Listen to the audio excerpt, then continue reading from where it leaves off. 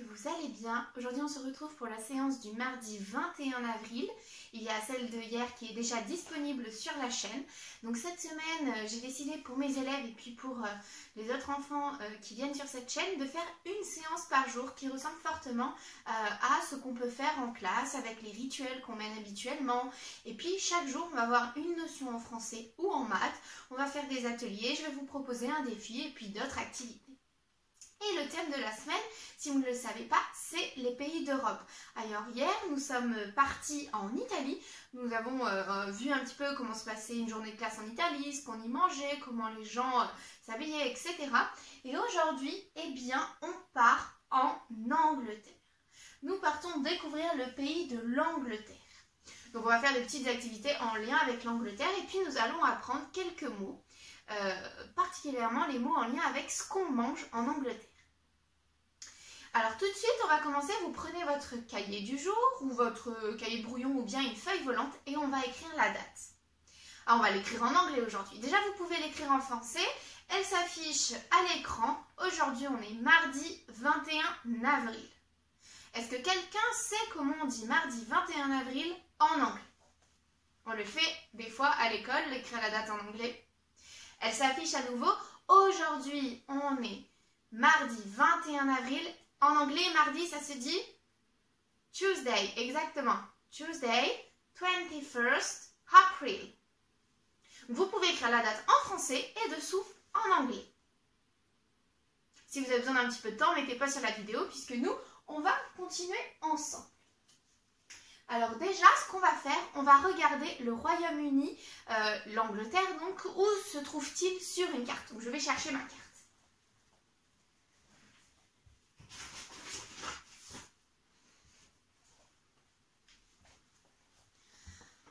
Alors hier nous avions vu que la France donc se trouvait ici et l'Italie juste à côté, le petit pays orange là. Eh bien l'Angleterre c'est le pays en rose rouge qui est juste en haut là.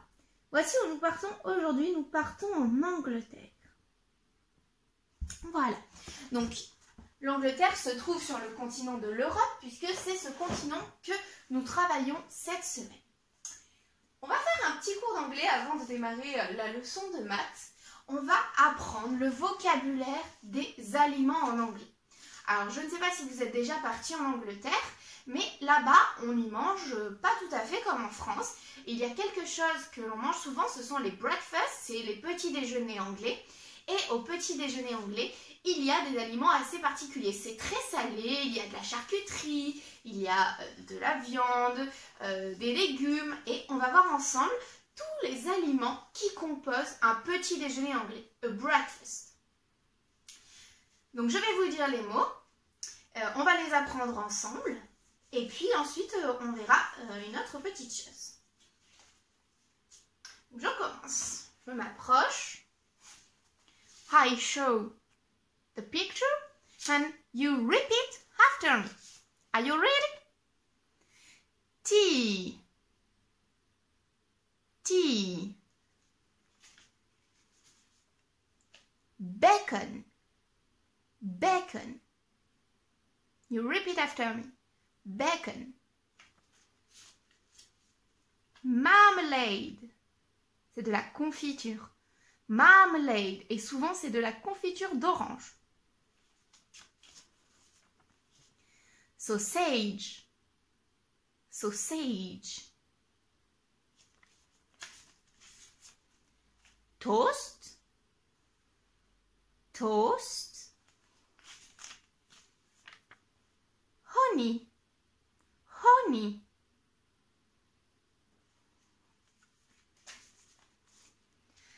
Baked beans. Alors ça, peut-être que vous ne connaissez pas, ce sont des haricots blancs à la tomate. Voilà, c'est typique anglais. Baked beans. Milk. Milk. Parce qu'en Angleterre, avec le thé, on met souvent du lait dans le thé. Donc, milk. Butter. Butter. C'est le beurre. Orange juice. Orange juice. On a le jus d'orange. Eggs. Eggs. And the last one, tomato. Tomatoes. Super, alors on va le refaire ensemble une fois. Je ramasse mes petits papiers. Je vais vous les remontrer une fois en répétant bien le mot et ensuite on fera un petit exercice. Marmalade. Tea. Bacon. Bacon. Butter. Sausage. Toast. Toast. Honey. Honey.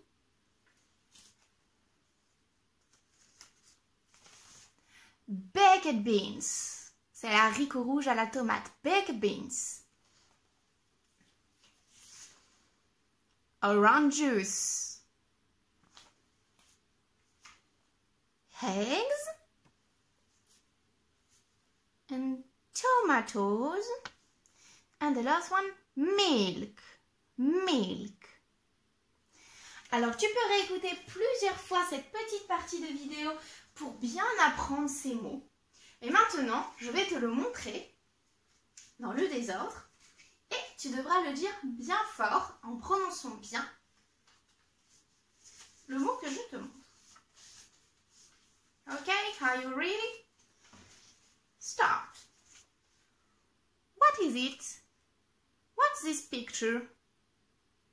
Yes, it's a toast. A toast. And this, what is it? It's butter. Butter. Le beurre. What is it? It's red. What is it? Yes, it's a tomato. It's tomatoes. Red tomatoes. And it, what is it? Yes, it's a sausage. A sausage. Une saucisse. Vous voyez, on mange très salé le matin en Angleterre. Beaucoup de charcuterie et de viande. What is it? Yes, good, it's milk. Milk. And this. Really good, it's eggs. Eggs, ce sont les œufs. Eggs. And this? Yes, it's orange juice. Orange juice. After, what is it? What is it in this picture? It's really good. Yes, it's honey. Honey. C'est le miel. Honey. What is it? It's typical English. Yes, it's tea. It's easy. Tea. Le thé. On boit énormément de thé en Angleterre. Ah. What is it in this picture? It's baked beans. Baked beans. Les haricots à la tomate. What is it? It's bacon. Really good. Bacon. And the last one to finish. What is it? It's marmalade. Good. Marmalade. De la confiture. Yes, good work. Alors, tu peux refaire ce petit exercice pour revoir tous les mots. Donc, les mots du breakfast anglais. Et on les révisera jeudi en début de séance pour voir si tu les as bien appris. Alors, maintenant qu'on a découvert un petit peu ce qu'on mangeait en Angleterre, il y a quelque chose dont on n'a pas parlé. Et qu'on trouve dans ce livre. C'est un livre sur Londres. c'est la capitale de l'Angleterre, c'est Londres, c'est la plus grande ville et c'est la capitale de l'Angleterre. Et est-ce que vous savez qui dirige l'Angleterre? Comment ça se passe en Angleterre? Est-ce que c'est pareil qu'en France? Nous, en France, on a un président de la République. Eh bien, en Angleterre, c'est différent. Il y a une reine, c'est la reine d'Angleterre, la reine Elisabeth. Donc, c'est différent d'ici. Il y a donc une reine et, ici, pardon, pour garder le château de la reine, qui est le Buckingham Palace, il y a des gardes. Peut-être que vous avez déjà vu ces gardes avec un très long chapeau sur la tête et qui restent devant le palais pour garder le château de la reine. Voilà, c'est un petit peu différent de la France. Et voilà. Alors maintenant qu'on a vu ça, on va passer comme hier à un problème de maths. On commencera toutes les séances par un petit problème de maths. Donc, il faut que vous preniez votre cahier de brouillon ou bien une feuille volante. Et je vais vous lire comme hier le problème de maths. Est-ce que quelqu'un avant peut me rappeler quelles sont les 3 étapes du problème de maths? Qu'est-ce qu'on doit absolument faire lorsqu'on résout un problème? Oui, en premier, il y a le schéma. On peut écrire un petit S au-dessus de sa feuille pour y penser. Il faut absolument faire le schéma. Ensuite, il y a le calcul. Je veux voir sur votre feuille écrit le calcul. Et en dernier, il faut bien sûr écrire la phrase réponse. C'est très important d'avoir une phrase réponse. Donc ces 3 choses, schéma, calcul, phrase réponse. Allez, vous êtes prêts? Ça commence, je vais vous lire le problème. Un pâtissier a fait 100 scones.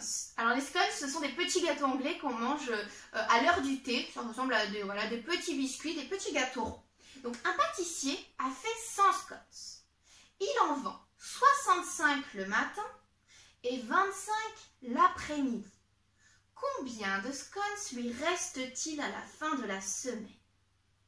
Alors je vais répéter une fois le problème. Il s'affiche également à l'écran si tu as besoin de mettre pause pour le relire tranquillement. Et donc je te demande de résoudre ce problème.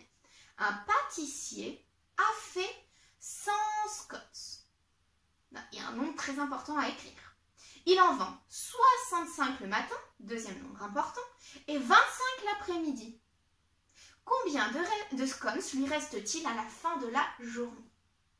Tu peux mettre pause sur la vidéo pour réfléchir et bien faire le schéma, le calcul et la phrase réponse. Et ensemble, nous allons voir la réponse en vidéo.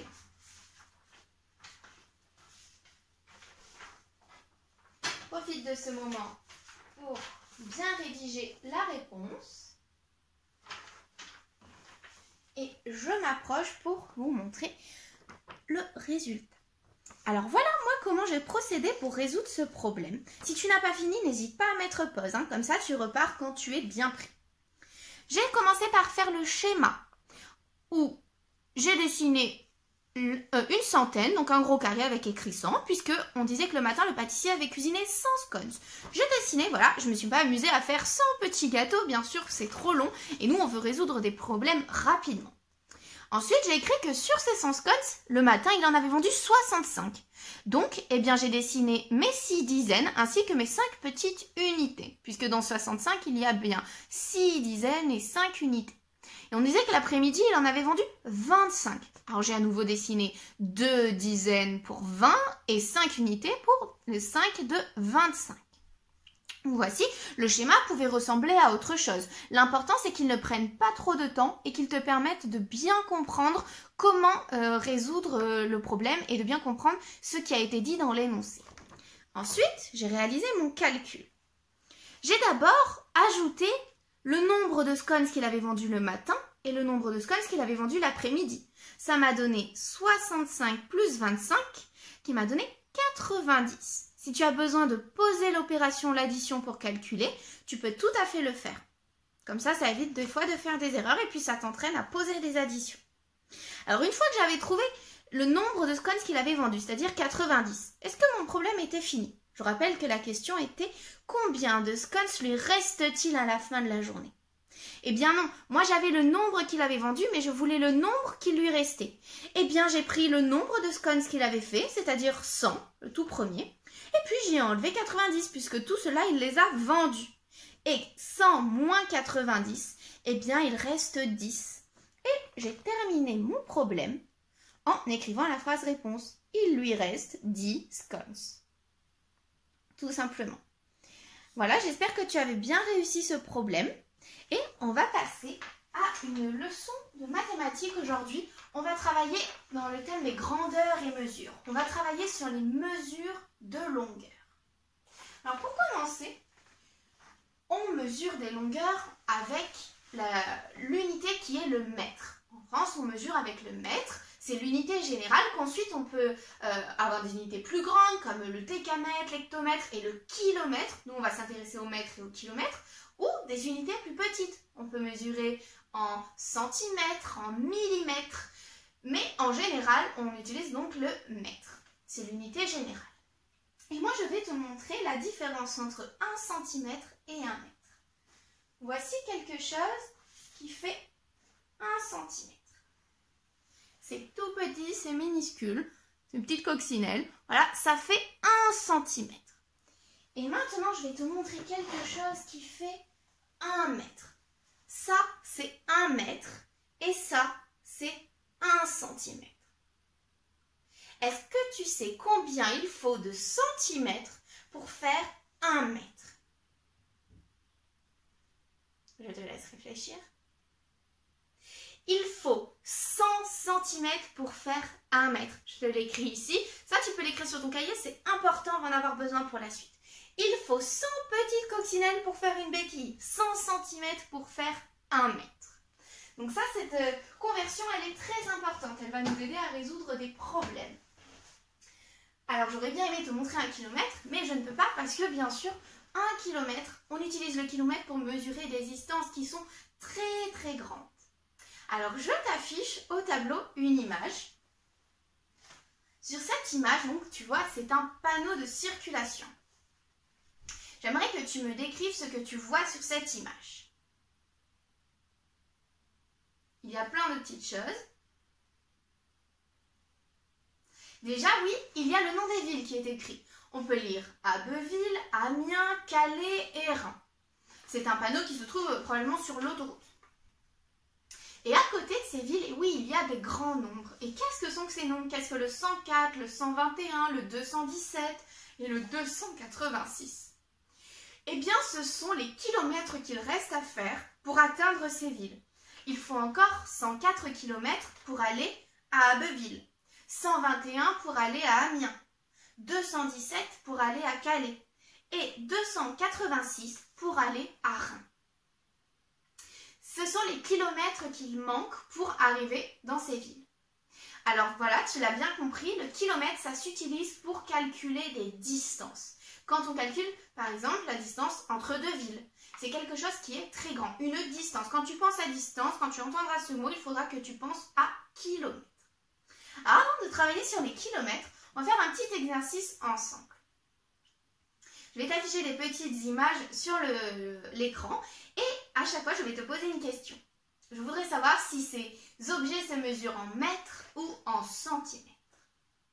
Par exemple, on va commencer avec une baleine. Cette baleine que tu vois à l'écran, est-ce qu'elle mesure à ton avis 30 cm? Je rappelle, la centimètre, c'est tout petit, c'est la petite coccinelle. Ou est-ce qu'elle mesure 30 mètres? Ça, c'est la grande béquille qui fait 1 mètre. À ton avis, est-ce que cette baleine mesure 30 cm ou bien 30 mètres?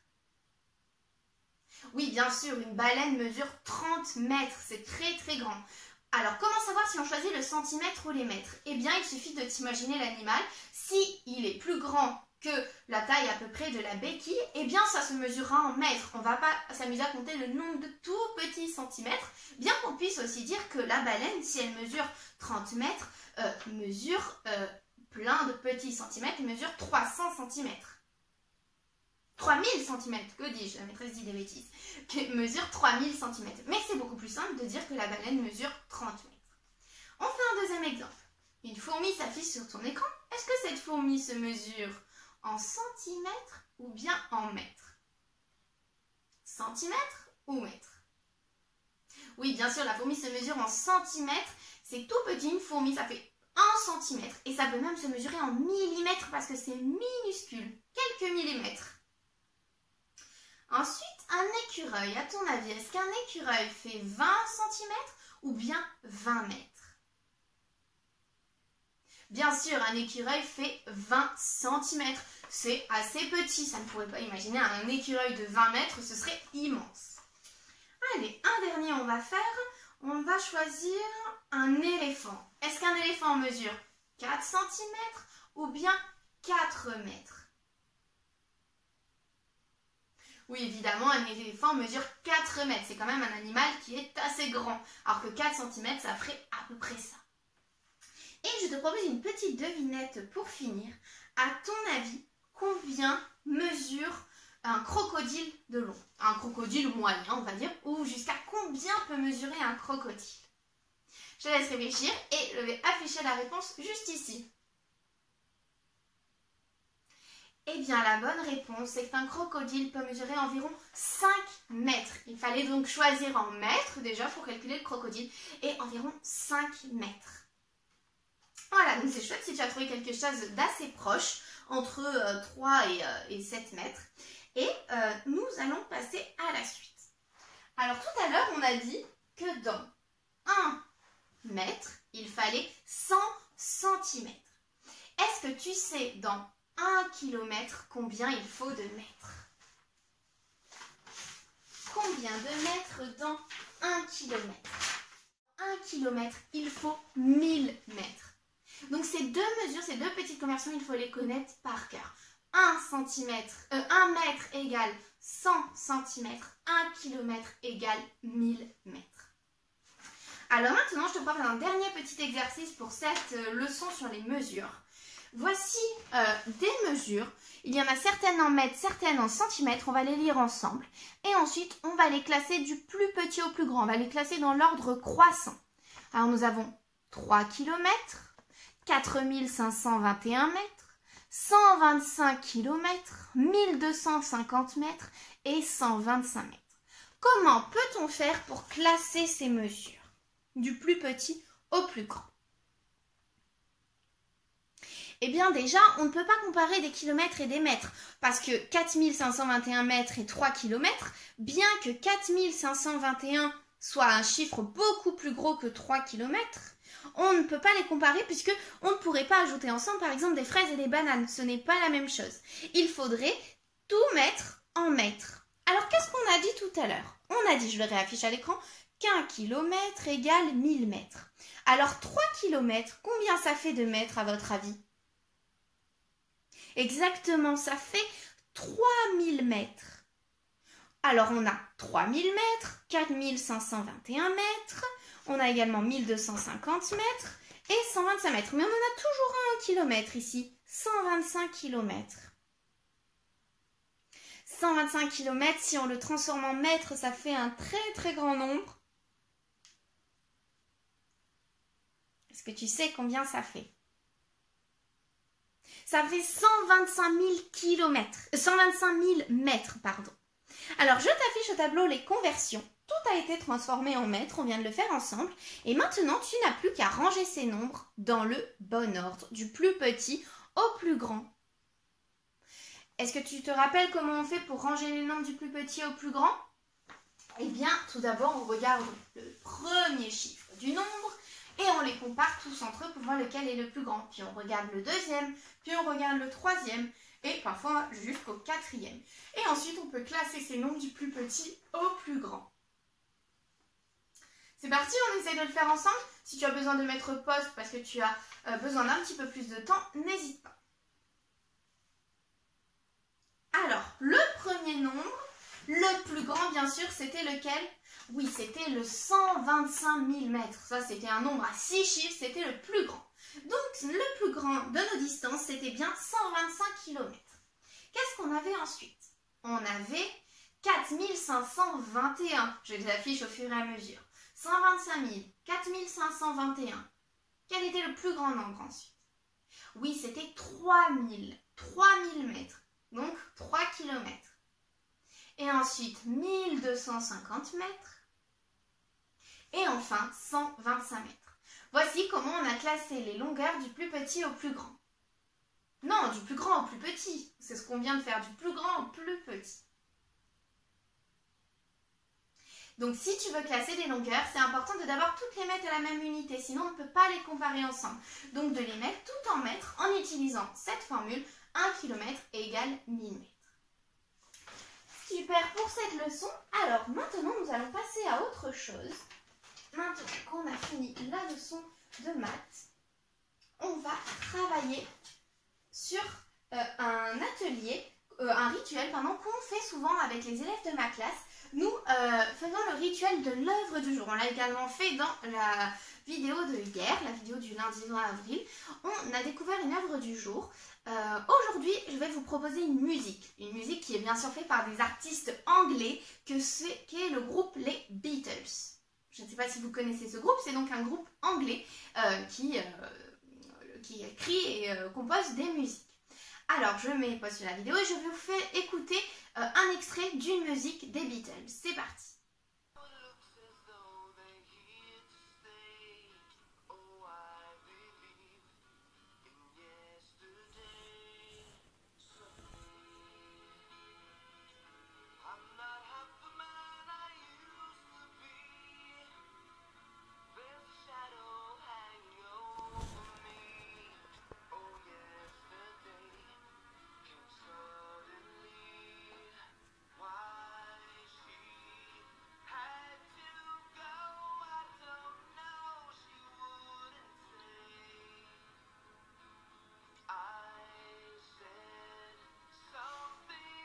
Tu as pu écouter le petit extrait.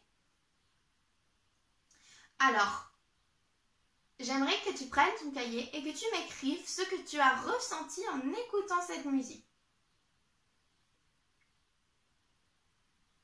Je te laisse un petit peu de temps. Voilà, tu m'écris les émotions que tu as ressenties en écoutant cette musique. Ensuite, je te donnerai le titre et puis on en parlera un petit peu.